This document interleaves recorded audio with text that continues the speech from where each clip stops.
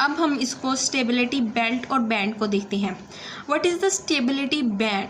Stability band is actually हमें बताता है कि कौन कौन सा आइसोटोप्स जो है वो स्टेबल है, कौन कौन सा आइसोटोप स्टेबल नहीं है। जहाँ तक कैल्शियम है वहाँ पे एटॉमिक नंबर 20 है और एटॉमिक मास 40 है। ठीक है, ये देखो यहाँ पे नंबर ऑफ़ प्रोटॉन और नंबर ऑफ़ न्यूट्रॉन इक्वल है। अगर हम नंबर ऑफ़ प्रोटॉन 20 नीचे रखें, ठीक है, और इसको 40 को 20 से माइनस करके न्यूट्रॉन निकाल ले तो ये इज़ इक्वल टू 1। जब Z इज़ इक्वल टू 1 होता है तब न्यूट्रॉन टू प्रोटॉन रेशो 1 आती है और ये स्टेबल की सबसे मतलब सबसे करीब तक जो चीज़ है वो ये स्टेबिलिटी की ये है। लेकिन अब हमें जब जैसे जैसे नंबर ऑफ़ प्रोटॉन बढ़ते जाते हैं, ठीक है, जैसे जैसे नंबर ऑफ़ प्रोटॉन बढ़ेंगे तो रिपल्शन होगी, क्योंकि प्रोटॉन के ऊपर पॉजिटिव चार्ज है। जब पॉजिटिव और पॉजिटिव एक दूसरे के पास आएंगे तो रिपल्शन फोर्स क्रिएट करेंगे। इस रिपल्शन को ओवरकम करने के लिए फिर न्यूक्लियस के अंदर न्यूट्रॉन ज़्यादा ज़रूरी हैं ताकि स्टेबलाइज्ड कर सके न्यूक्लियस को, न्यूक्लियर स्टेबिलिटी को इंक्रीज़ कर सकें।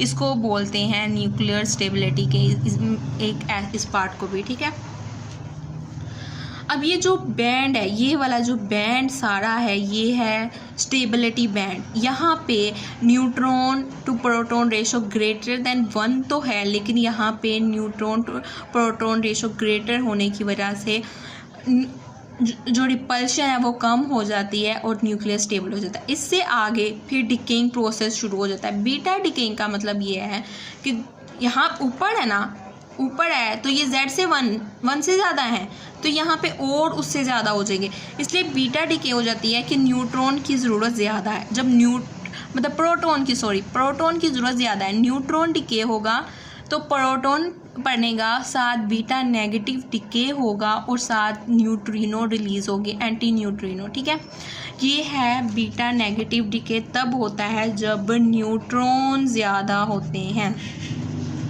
ठीक है, और यहाँ पे बीटा पॉजिटिव डिके तब होता है जब प्रोटॉन ज़्यादा होते हैं। तो वो स्टेबल होने के लिए प्रोटॉन डिके करता है, न्यूट्रॉन्स में कन्वर्ट हो जाता है इलेक्ट्रॉन, बीटा पॉजिटिव और न्यूट्रॉन। ठीक है, पहले हम बीटा नेगेटिव डिके देखेंगे। बीटा नेगेटिव डिके होने की वजह से एटॉमिक नंबर एक बढ़ जाता है बीटा नेगेटिव में। ओके, क्योंकि प्रोटॉन रिलीज होता है। Proton is equal to 1 atomic mass and the 1 atomic number.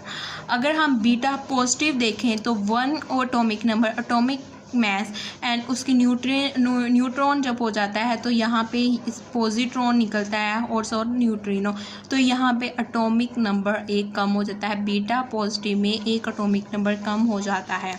ठीक है, क्योंकि प्रोटॉन डिके हुआ है, वहाँ पे न्यूट्रॉन डिके हुआ है, यहाँ पे प्रोटॉन डिके हुआ है। ठीक है, अब यहाँ पे बेल्ट पे देखो एक दफ़ा, इस पॉइंट पे अल्फ़ा डिके होता है। यहाँ पर क्योंकि ज़्यादा स्टेबिलिटी भी इतनी नहीं होती, मतलब आप उसको इधर पॉइंट, इस वाले पॉइंट पे लाने के लिए ना इधर पॉइंट पे अल्फ़ा डिके करते हैं तो उसमें एटॉमिक मास 4 डिक्रीज़ होता है, एटॉमिक नंबर 2 डिक्रीज़ होता है। इसको वैसे हम हीलियम बोलते हैं, लेकिन ये हीलियम नहीं होता है, ये अल्फ़ा डिके होता है। ठीक है, ये एलुमिनियम का 13 है, इसमें से माइनस किया 2 तो 11 आ गया, ये 27 है, ये 4।